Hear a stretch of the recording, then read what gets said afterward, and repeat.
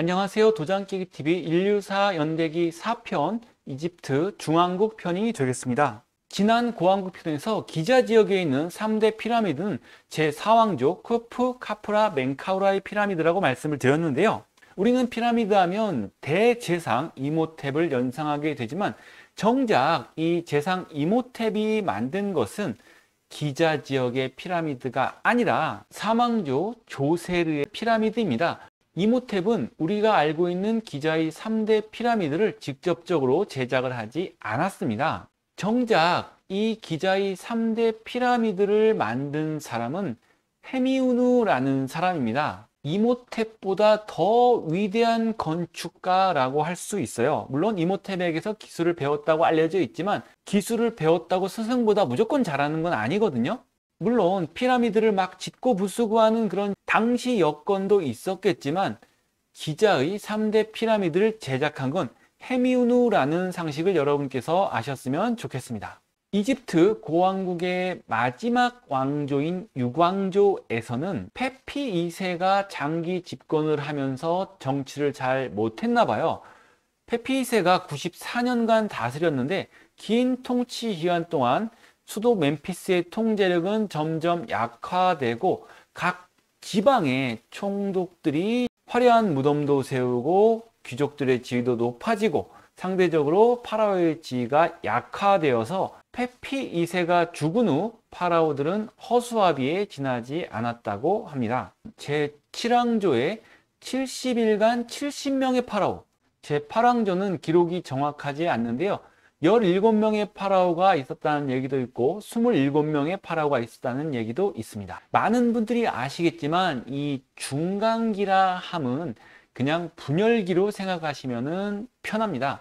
다른 나라 역사에도 그런 사례가 분명히 있죠. 수많은 파라오가 난립한 가운데 다시 상하 이집트로 균형이 잡혀갑니다.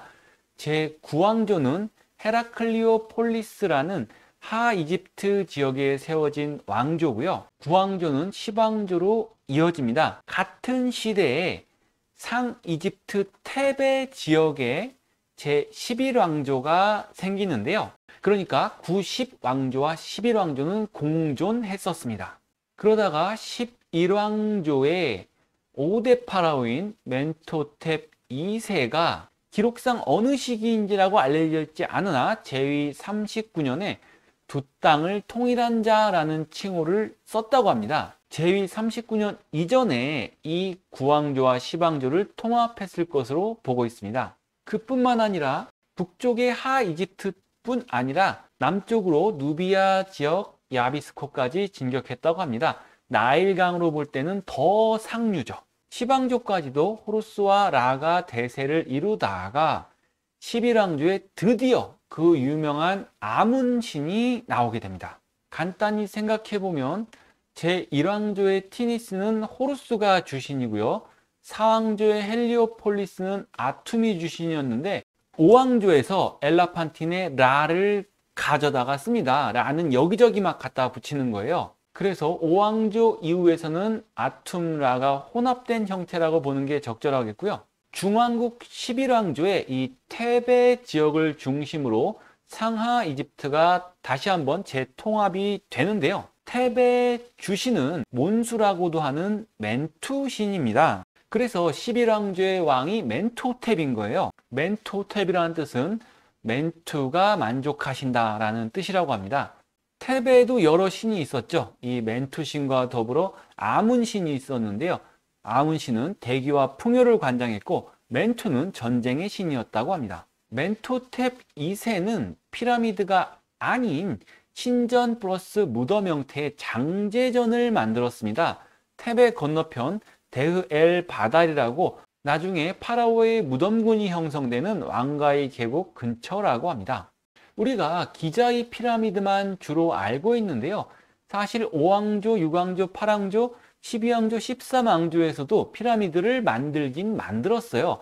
하지만 그것이 유명하지 않은 이유는 지금 왼쪽 하단 사진에 보시면 5왕조의 니우세라 피라미드라고 되어 있는데 언뜻 보면 이게 과연 피라미드인가 그냥 흑산인가 공사장에 흑 쌓아놓은 건가 원래 만들 때는 이렇지 않았을 겁니다. 하지만 세월이 지나가면서 흙 피라미드는 그 형태를 잃어갔고요. 기자의 피라미드는 그래도 어느 정도 유지가 되기 때문에 대부분 무시를 당한다고 봐야죠.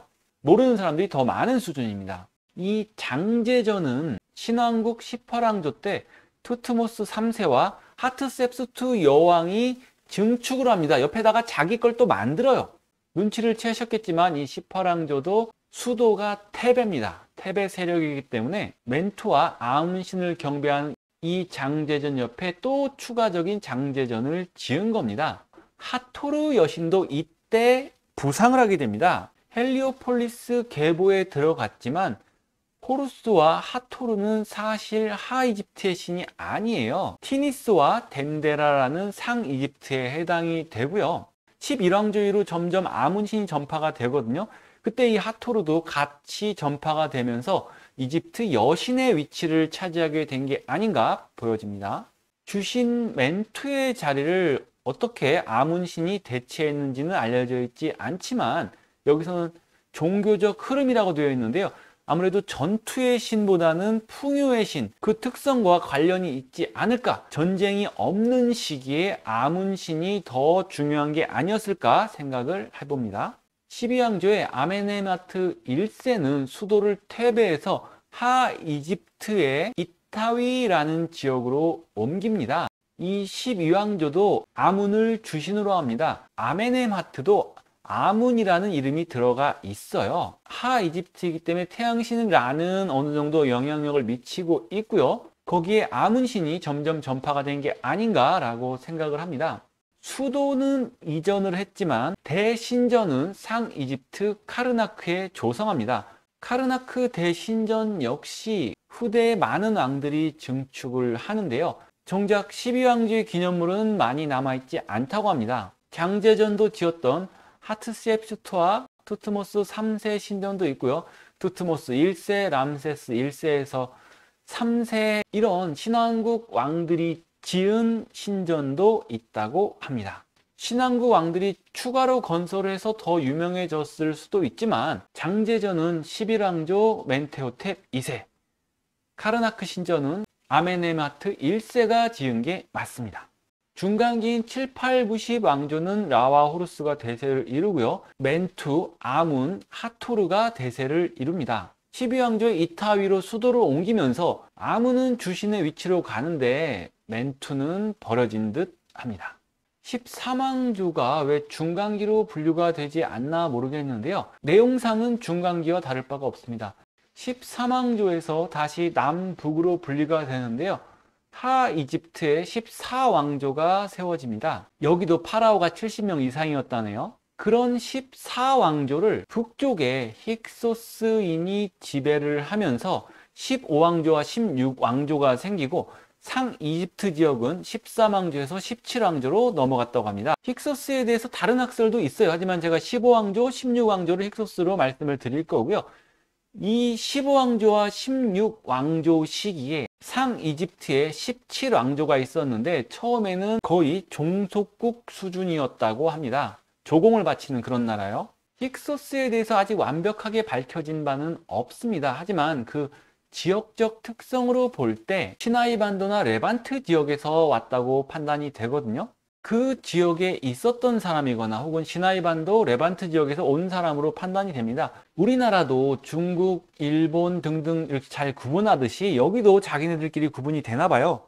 하지만 하플로 그룹으로 판단을 해볼 때는 하플로 그룹 E와 J2를 가진 셈족이 아닌가 판단이 됩니다. 수단 지역과 이라크 지역의 사람은 확연히 구분이 됩니다.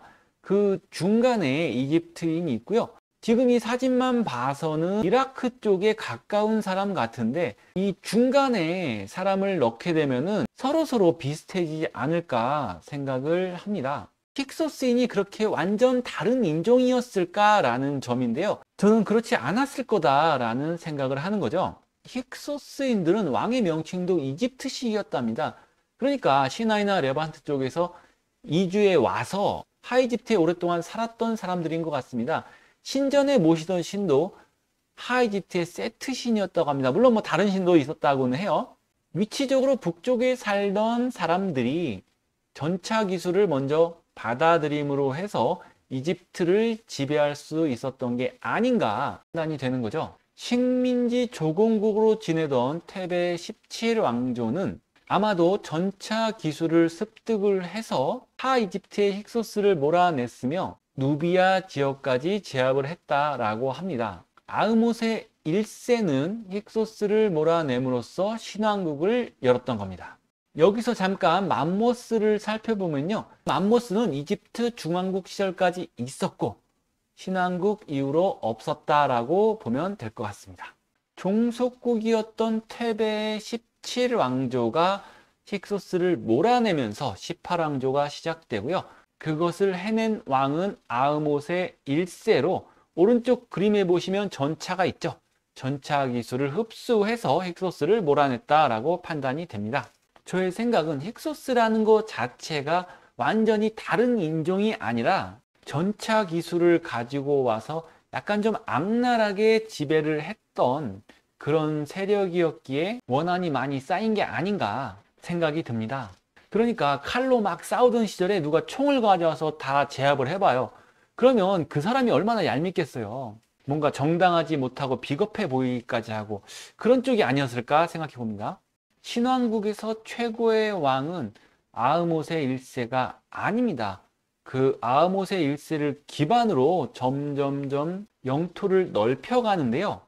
메소포타미아 북쪽 아시리아가 이 당시는 미타니라는 나라의 속국이었는데 이 미타니까지 원정을 했던 왕이 바로 투트모세 3세입니다. 신왕국의 최고의 왕은 아흐모세 1세도 아니고 람세스도 아니고 투트모스 3세가 맞는 것 같습니다. 이번 영상의 포인트는 11왕조 멘투호텝 2세가 상하 이집트를 재통일했고 장제전을 만들었다. 분열된 14왕조를 힉소스인이 지배를 했고 15왕조, 16왕조를 유지했으며 테베 지역을 복속시켰다가 테베 지역의 17왕조가 다시 힉소스를 몰아내고 신왕국 시대를 열었다.